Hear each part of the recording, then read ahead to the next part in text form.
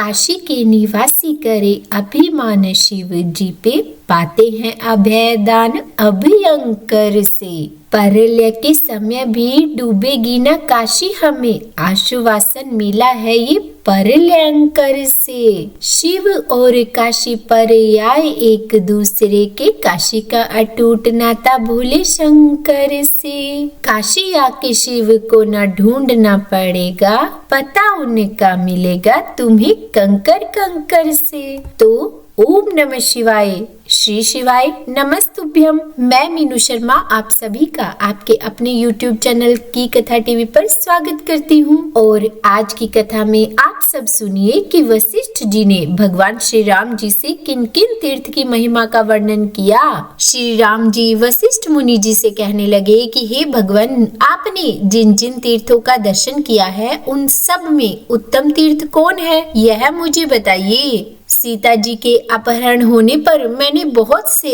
ब्रह्म राक्षसों का वध किया है, उस पाप की शुद्धि के लिए आप मुझे किसी ऐसे तीर्थ के बारे में बताइए जो उत्तम से भी उत्तम हो। तब वशिष्ठ जी कहने लगे कि हे श्री राम, गंगा, नर्मदा, ताप्ती, यमुना, सरस्वती, गंडकी, गोमती और पूर्णा, ये सभी नदियां परम पावन हैं और इन सब में नर्मदा और त्रिपथगामिनी गंगा श्रेष्ठ है। हे रघुनंदन, श्री गंगा जी के दर्शन मात्र से ही सभी पापों का नाश हो जाता है। कलयुग में नर्मदा नदी के दर्शन करने से 100 जन्मों के, पास जाने से 300 जन्मों के और जल में स्नान करने से 1000 जन्मों के पापों का नाश हो जाता है। नर्मदा जी के तट पर जाकर साग और मूल फल से भी एक ब्राह्मण को भोजन कराने से कोटि ब्राह्मणों को भोजन देने का फल मिल जाता है। जो 100 योजन दूर से भी गंगा गंगा का उच्चारण करता है वह सब पापों से मुक्त होता है और भगवान विष्णु के लोक को जाता है।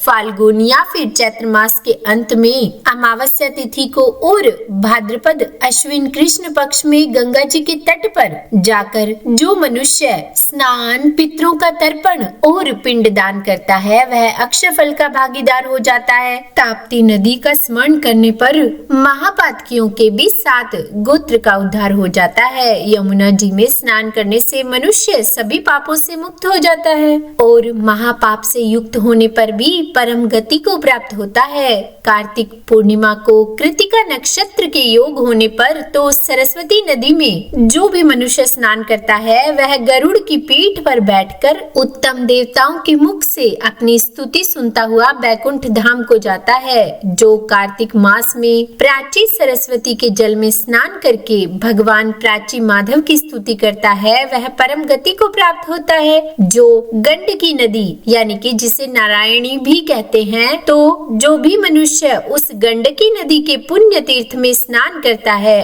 और शालिग्राम शिला की पूजा करता है उसका फिर दोबारा जन्म नहीं होता, यानी कि उसे मोक्ष मिल जाता है। जो द्वारकावासी श्री कृष्ण के समीप गोमती के जल की लहरों में स्नान करता है वह चतुर्भुज रूप धारण करके वैकुंठ धाम में आनंद का अनुभव करता है। चंबल नदी को नमस्कार करके जो उसके जल का स्पर्श करता है वह पहले और पीछे की 10-10 पीढ़ियों का उद्धार कर देता है। दोनों का संगम देखकर अथवा समुद्र की ध्वनि सुनकर ब्रह्म हत्या से युक्त मनुष्य भी पवित्र होकर अंत में परम गति को प्राप्त होता है। जो मनुष्य माघ के महीने में प्रयागराज में गोता लगाता है वह इस लोक में सुख दुख के अंत में विष्णु धाम को प्राप्त होता है। जो मनुष्य प्रभास क्षेत्र में 3 रात तक ब्रह्मचर्य पालन पूर्वक निवास करते हैं वे यमलोक और कुंभी पाक आदि नरकों का दर्शन नहीं करते। जो मनुष्य नैमिषारण्य में निवास करते हैं वह देवत्व को प्राप्त होते हैं। हे रघुनंदन, जो मनुष्य कुरुक्षेत्र में चंद्र ग्रहण और सूर्य ग्रहण के अवसर पर स्नान करके स्वर्ण दान करता है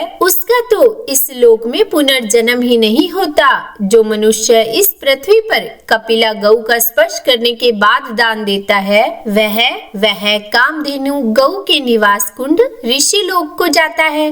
जो वैशाख मास में उज्जैनीपुरी में शिप्रा नदी के जल में स्नान करता है वह अपने सहस्त्र पूर्वजों को घोर रौरव नरक से छुटकारा दिला देता है। जो मनुष्य 3 दिनों तक सिंधु नदी अथवा समुद्र में स्नान करता है वह सभी पापों से शुद्ध चित्त होकर कैलाश में आनंद भोगता है। कोटि तीर्थ में स्नान करके कोटेश्वर शिव का दर्शन करने वाला मनुष्य कहीं भी ब्रह्म हत्या आदि पापों से लिप्त नहीं होता। महान अपवित्र स्थान में जाने वाले अज्ञानी जीव भी अगर भगवान के चरणों से प्रकट हुई गंगा जी के जल का पान कर लें तो उनके सभी पाप नष्ट हो जाते हैं। जो मनुष्य सूर्योदय काल में वेदवती नदी में स्नान करता है वह सब रोगों से मुक्त होकर उत्तम सुख का भागी होता है। हे रघुनंदन, प्राय सभी तीर्थ स्नान, जलपान अथवा गोता लगाने से अनायास ही मनुष्यों के सब पापों का नाश हो जाता है और सब तीर्थों में उत्तम तीर्थ धर्मारण्य बताया गया है, क्योंकि ब्रह्मा, विष्णु और शिव जी आदि देवताओं ने पूर्व काल में सबसे पहले इसी तीर्थ को स्थापित किया था। सभी वनों और तीर्थों में विशेषतः धर्मारण्य से बढ़कर भोग और मोक्ष प्रदान करने वाला दूसरा कोई तीर्थ नहीं है। स्वर्ग के देवता भी धर्मारण्य निवासी मनुष्यों की सराहना किया करते हैं। हे श्री राम, द्वारका, काशी, त्रिशूलधारी शिव जी तथा भैरव सब जैसे मुक्तिदायक है उसी प्रकार धर्मारण्य भी मोक्ष देने वाला उत्तम तीर्थ है। यह सुनकर वहाँ पर धनुर्धर श्री रामचंद्र जी जो बड़े प्रसन्न हुए, उन्होंने सीता जी और अपने भाइयों के साथ तीर्थ यात्रा के लिए प्रस्थान किया। उनके पीछे कपेश्वर हनुमान जी, माता कौशल्या, सुमित्रा जी, कैकेयी जी और लक्ष्मण, भरत सेना सहित शत्रुघ्न, अयोध्या के अन्य निवासी तथा प्रजाजन भी गए। तीर्थ यात्रा की विधि का पालन करने के लिए घर से चले हुए राजा श्री राम ने अपने कुल के आचार्य महर्षि वशिष्ठ जी से कहा कि हे मुनि, ये तो बड़े आश्चर्य की बात है कि आदि में ये धर्मारण्य क्षेत्र हुआ या फिर द्वारका हुई। धर्मारण्य क्षेत्र की उत्पत्ति कितने समय में हुई है यह भी बताइए। तब गुरु वशिष्ठ जी कहने लगे कि महाराज, मैं नहीं जानता कि यह क्षेत्र कितने दिनों में प्रकट हुआ है। दीर्घजीवी लोमश और जाम्बान इसका कारण जानते होंगे। शरीर में जो अनेक जन्म जन्मांतरों का किया हुआ पाप संचित है, उन सभी पापों का उत्तम प्रायश्चित यह धर्मारण्य क्षेत्र माना गया है। तब गुरु वशिष्ठ जी के ऐसे वचनों को सुनकर श्री राम जी ने वहां जाने का विचार करके यात्रा विधि का पालन किया और फिर वशिष्ठ जी को आगे करके महामंडलिक राजाओं सामंतों के साथ पुरुष चरण विधि पूर्ण करके उत्तर दिशा की ओर प्रस्थान किया। आगे जाकर फिर वे पश्चिम दिशा की ओर मुड़ गए। गांव से गांव, देश विदेश और वन से वन को लांघते हुए वे आगे बढ़ते चले गए। सेना, सामान, हजारों हाथी, घोड़े, करोड़ों रथ आदि वाहनों और असंख्य श्रमिकों के साथ श्री रघुनाथ जी यात्रा कर रहे थे। वे हाथी पर बैठकर तरह तरह से मैत्री भाव दिखाने वाले विभिन्न देशों को देखते हुए जा रहे थे।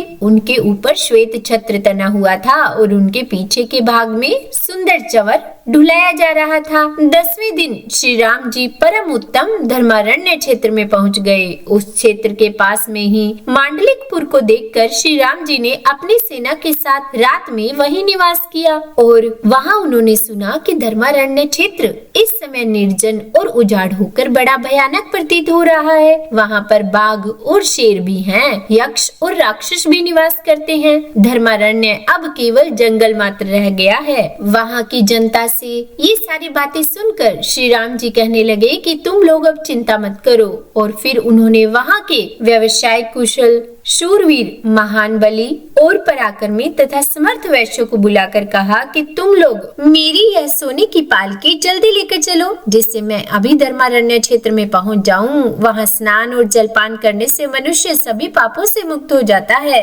इस प्रकार श्री राम जी से प्रेरित होकर उन सभी वैश्यों ने तथास्तु कहकर उनकी पालकी उठाई और उन्हें धर्मारण्य में पहुंचा दिया। सेना सहित श्री राम जी ने जब उस क्षेत्र में प्रवेश किया तब हर वाहन की गति मंद हो गई, बाजों की आवाज भी कम हो गई, हाथी मंद गति से चलने लगे, घोड़े भी धीमे धीमे चलने लगे। यह सब देखकर श्री राम जी को बड़ा ही आश्चर्य हुआ। उन्होंने विनय पूर्वक अपने गुरु वशिष्ठ जी से पूछा कि हे मुनीश्वर, ये क्या बात है? अचानक ही सभी वाहनों की गति मंद कैसे हो गई? यह तो बड़ी विचित्र बात है। तब तीनों कालों की बात जानने आने वाले मुनि वशिष्ठ जी कहने लगे कि हे श्री राम, अब धर्मारण्य क्षेत्र आ गया है, इस पुरातन तीर्थ में पैदल यात्रा करनी चाहिए। ऐसा करने से पीछे सेना को सुख मिलेगा। और तब श्री राम जी सेना के साथ पैदल चलने लगे। जाते जाते वे मधुवासनक नाम वाले परम पवित्र ग्राम में पहुँचे। वहाँ पर गुरु जी की बताई गई पद्धति से तरह तरह के उपहारों द्वारा प्रतिष्ठा वृद्धि के साथ मातृकाओं का उन्होंने पूजन किया। जिसके बाद श्री राम जी ने स्वर्ण नदी के दक्षिण तट पर हरित क्षेत्र का निरीक्षण किया।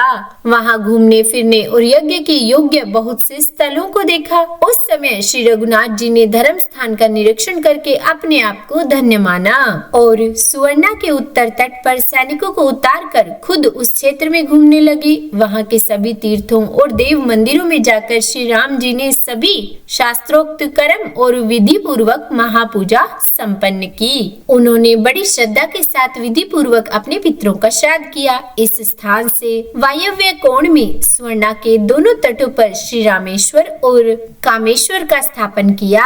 इन सब विधियों का पालन करके वे अपनी पत्नी सीता जी के साथ रात में उस नदी के तट पर ही सो गए। जब आधी रात हुई तब सबके सो जाने पर भी धर्मवत्सल श्री राम जी अकेले ही जागते रहे। उस समय उन्हें किसी स्त्री के रोने का शोर सुनाई दिया। वे करुणाजनक बातें कहकर उस रात में कुर्री की तरह रो रही थी। श्री राम जी ने उसी क्षण गुप्तचर भेजकर उस स्त्री का निरीक्षण कराया, उसे ढूंढा। करुणाजनक स्वर से रोती हुई उस व्याकुल स्त्री को देखकर भगवान श्री राम के दूत पूछने लगे कि हे सुंदरी, तुम कौन हो? देवी हो या दानवी? किसने तुम्हें भय पहुंचाया? किसने तुम्हारा धन लूट लिया? तुम व्याकुल होकर बार बार इन कठोर शब्दों का उच्चारण करके रो रही हो, सच बताओ। राजा श्री राम तुम्हारे समाचार पूछ रहे हैं। तब वह स्त्री कहने लगी कि तू तो अपने स्वामी को ही मेरे पास भेज दे, जिससे मैं अपने मानसिक दुखों को उनसे कहकर शांति प्राप्त कर सकूं। तब बहुत अच्छा कहकर दूत वहाँ से लौट गए और फिर उन्होंने भगवान श्री राम जी के पास जाकर सारी बातें उन्हें कह सुनाई। दूत कहने लगे कि हे प्रभु, उस स्त्री ने कहा है कि श्री रामचंद्र जी ही मेरे दुख का निवारण कर सकते हैं, इसलिए तुम्हारा कल्याण हो और तुम उन्हीं को भेजो। यह सुनकर श्री राम जी तुरंत वहाँ गए और दुख से व्याकुल हुई उस अबला को देखकर स्वयं भी दुखी हो गए। उस समय उन्होंने दोनों हाथ जोड़कर उनसे पूछा कि हे शुभी, तुम कौन हो? किसकी पत्नी हो? किसने तुम्हें दुखी करके इस निर्जन वन में निकाल दिया है? क्या कारण है? या फिर किसी ने तुम्हारा धन लूटा है? ये सब बातें मुझे बताओ। उनके इस प्रकार पूछने पर उस स्त्री ने मधुर वाणी में प्रेम पूर्वक श्री राम जी की स्तुति की कि हे परमात्मा, आप सनातन परमेश्वर हो, सबका दुख हरने वाले हो। जिसके लिए आपका अवतार हुआ था वह कार्य तो आपने पूरा कर लिया है। रावण, कुंभकर्ण, मेघनाद, खरदूषण, कृष्णा, मारीच और अक्षय कुमार आदि असंख्य भयानक राक्षसों को आपने युद्ध में परास्त किया है। हे लोकेश, मैं आपकी उत्तम कीर्ति का वर्णन क्या कर सकती हूँ, जब साक्षात ब्रह्मा जी भी आपकी नाभि से प्रकट कमल से उत्पन्न हुए हैं और जैसे वट के बीच में महान वट वृक्ष की स्थिति मानी गई है, उसी प्रकार उन्होंने इस संपूर्ण विश्व को आपके उदर में विराजमान देखा है। हे प्रभु, संसार में राजा दशरथ और आपकी माता कौशल्या धन्य हैं, जिनके कोख से आप प्रकट हुए हैं। वो कुल धन्य है। धन्य है वो कुल जिसमें आप स्वयं आए हैं। वो अयोध्या नगरी धन्य है, जिसे आपकी जन्म भूमि होने का गौरव मिला है। वे लोग धन्य हैं जो आपके चरण में रहते हैं। वे महर्षि वाल्मीकि धन्य हैं, जिन्होंने मुख्य मुख्य ब्राह्मणों के लिए अपनी बुद्धि से भावी रामायण की रचना की थी। आपके द्वारा यह रघुकुल अत्यंत पवित्र हो गया है। हे प्रभु, लोक में जो साधारण राजा होते हैं वे सब लोग भी भगवान विष्णु का ही अंश समझे जाते हैं, परंतु आप तो अपने रमणीय गुणों से सुशोभित स्वयं ही साक्षात विष्णु है। लोक हित का कोई भी कार्य जिसे करने की विचार करके आपने यह अवतार लिया है, करते समय आपके मार्ग में कभी कोई विघ्न बाधा न आए। इस प्रकार स्तुति करके वह स्त्री राम जी से कहने लगी कि हे रघुनंदन, आप जैसे स्वामी के रहते हुए मैं बहुत लंबे समय से सूनी हो रही हूँ, यह आपका ही दोष है। आप मुझे धर्मारण्य की अधिदेवी ही समझिए। आज 12 वर्ष हो गए हैं, मैं यहाँ दुख में डूबी रहती हूँ। हे महामते, आज से आप यहाँ की निर्जनता, इस सूनेपन को दूर कीजिए। इस तीर्थ में निवास करने वाले ब्राह्मण लोहासुर के भय से सब दिशाओं में भाग गए हैं। उन्हीं के साथ सभी वैश्य भी दुखी होकर अलग अलग जगहों पर चले गए हैं। यद्यपि देवताओं ने यहाँ आक्रमण करके उस महामायावी दुर्जय और दुर्धष्ट दैत्य को मार डाला है, फिर भी उसके भय से अत्यंत आशंकित रहने वाले मनुष्य अब तक यहाँ वापस नहीं लौटे हैं। 12 वर्ष बीत गए हैं, यहाँ का हर घर अनाथ की तरह सुनसान पड़ा है। जिस बावली में स्नान और दान करने के लिए हमेशा तत्पर लोगों की भीड़ लगी रहती थी, उसमें अब सुअर कूदा करते हैं। यहाँ ब्राह्मण लोग निरंतर सामवेद का गान किया करते थे और अब यहाँ सियारिन के अत्यंत भयंकर शब्द सुनाई देते हैं। जहाँ घर घर में अग्निहोत्र का धूम दिखाई देता था, वहीं अत्यंत भयंकर दावानल धुएं के साथ दिखाई देते हैं। जिस सभा मंडप में मंत्र जप करने वाले ब्राह्मण कभी बैठा करते थे, वहीं पर अब गवई, रीछ और शाही आदि जीव बैठा करते हैं। यहाँ जो ऊंची ऊंची यज्ञ की चौकोर वेदियां बनी हुई थी, वे अब बाम्बी की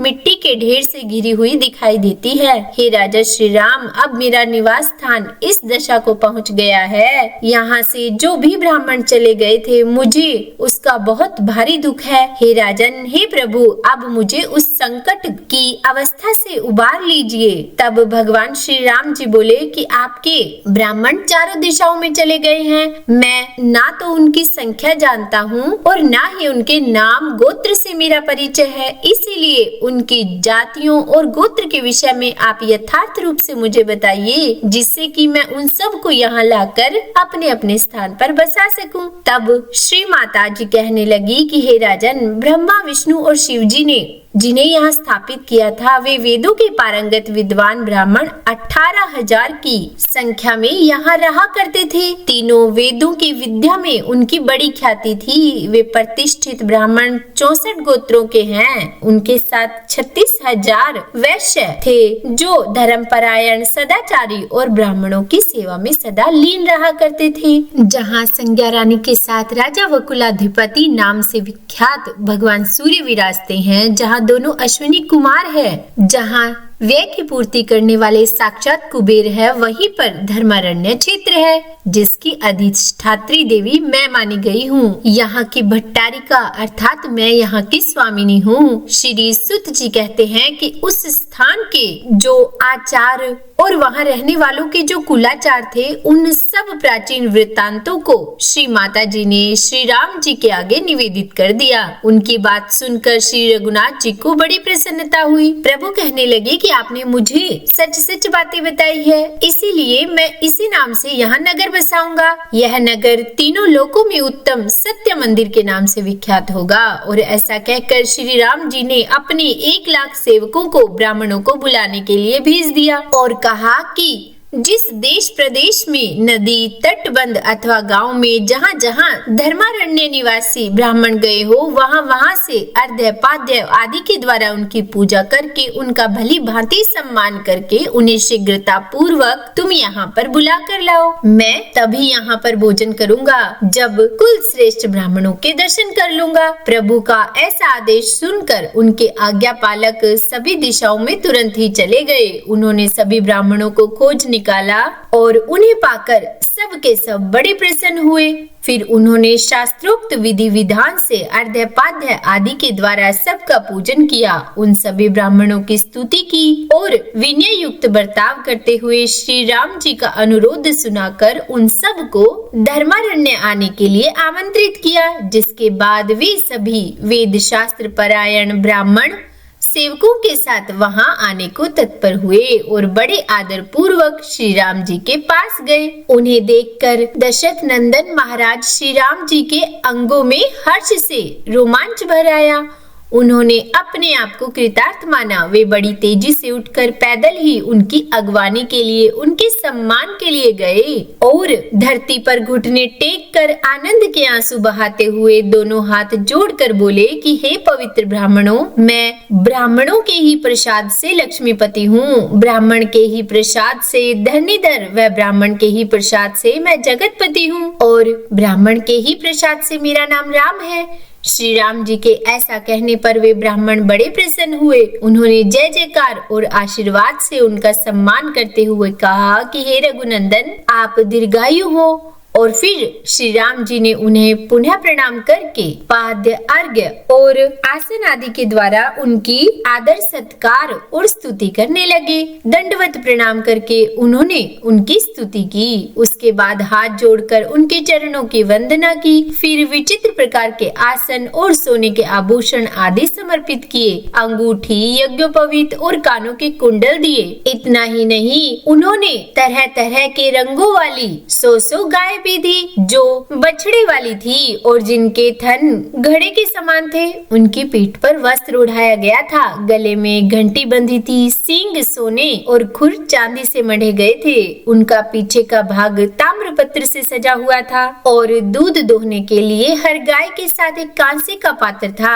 इतना सब कुछ करने के बाद भगवान श्री राम ब्राह्मणों से कहने लगे कि हे ब्राह्मणों, अब मैं श्री माता की आज्ञा से इस तीर्थ का जीर्णोद्धार करूंगा, अर्थात फिर से बसाऊंगा, जो आप सभी के जाने से सूना हो गया था। आप लोग इस काम के लिए मुझे आज्ञा दीजिए और मेरा दिया हुआ दान ग्रहण कीजिए। सुपात्र को ही दान दिया जाना चाहिए, अपात्र को कुछ भी नहीं दिया जाता, क्योंकि सुपात्र नाव की तरह सदा पार उतारता है और अपात्र लोह पिंड के समान केवल डुबाने वाला होता है। हे ब्राह्मणों, केवल जाति मात्र से ही ब्राह्मणता नहीं आती, बल्कि इसके साथ साथ ब्राह्मण उचित कर्म भी होना चाहिए। संसार में क्रिया बलवती होती है, कर्महीन ब्राह्मणों को दान देने से कहाँ से फल मिल जाएगा। इसी कारण सत्यवादी ब्राह्मण ही परम पूजनीय माने गए हैं। अब यह कार्य प्रारंभ होने वाला है, इसीलिए आप लोग कृपा कीजिए। तब वे सब ब्राह्मण आपस में मिलकर विचार करने लगे। उनमें से कुछ ब्राह्मणों ने श्री राम जी से इस प्रकार कहा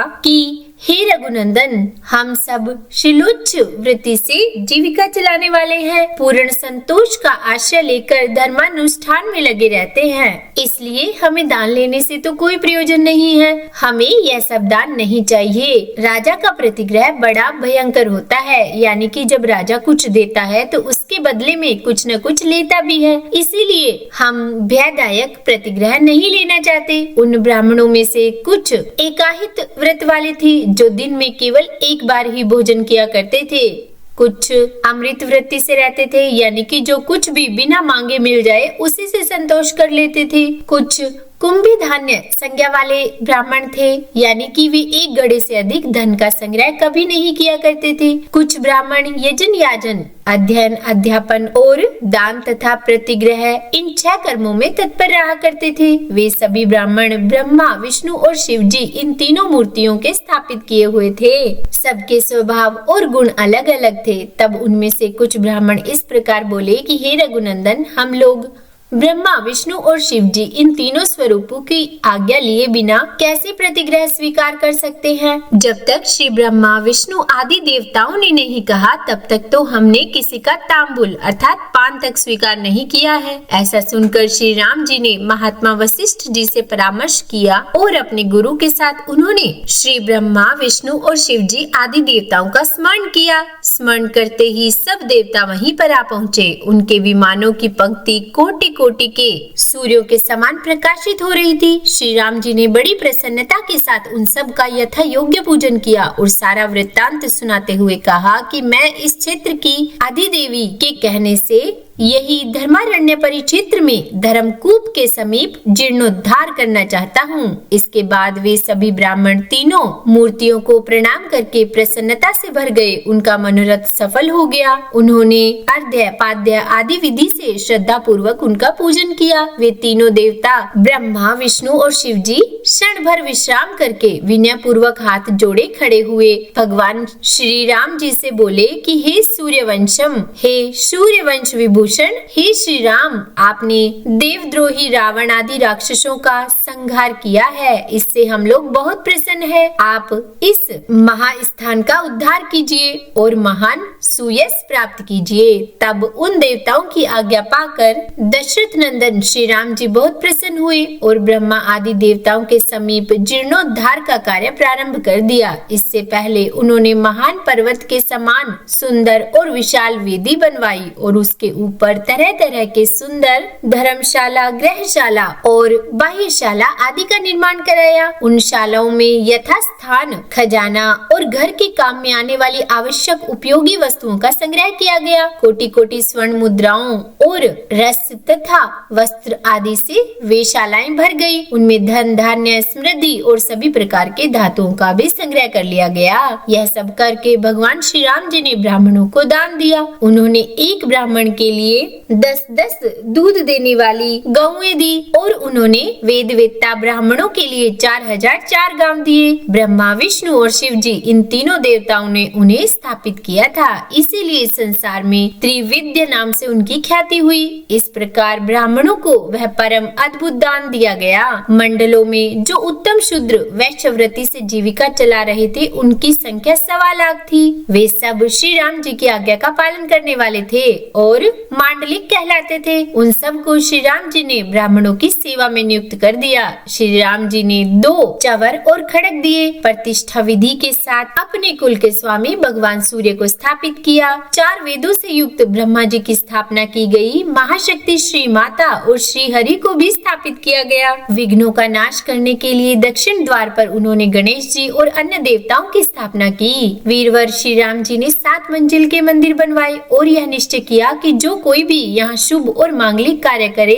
पुत्र हो जाने पर जात कर्म, अन्नप्राशन और मुंडन आदि कर्म करे, या यज्ञ कर्मों में लक्ष्य होम और कोटि होम करे, वास्तु पूजा और ग्रह शांति की पूजा करे, तथा ऐसे महोत्सव के अवसर पर मनुष्य जो कुछ भी द्रव्य, अन्न, वस्त्र, धेनु, स्वर्ण, रजत आदि का दान ब्राह्मणों, शूद्रों, दीनों, अनाथों और अंधों के लिए दे, उस समय पहले कार्य की सिद्धि के लिए भगवान वकुलादित्य और श्री माता का भाग जरूर निकाले। जो मनुष्य मेरी आज्ञा का उल्लंघन करके इसके विपरीत आचरण करेगा, उसको उस कर्म में विघ्न अवश्य ही उपस्थित होगा। ऐसा कहकर भगवान श्री राम जी ने प्रसन्न मन से देवताओं की बावलियां, सुंदर 4 दीवारी और दुर्ग के उपकरणों, विस्तृत सड़कों और गलियों, कुंड, सरोवर, तलैया, धर्म वापी और अन्य देव निर्मित कूपों का पुनर्निर्माण कराया और इस प्रकार मनोरम धर्मारण्य में इन सब वस्तुओं का विस्तार पूर्वक निर्माण कराकर भगवान श्री राम ने उन्हें त्रैविद्या के मुख्य विद्वानों को सौंप दिया। श्री राम जी का शासन वहाँ पर ताम्रपत्र पर लिख कर दिया गया है। वहाँ उसको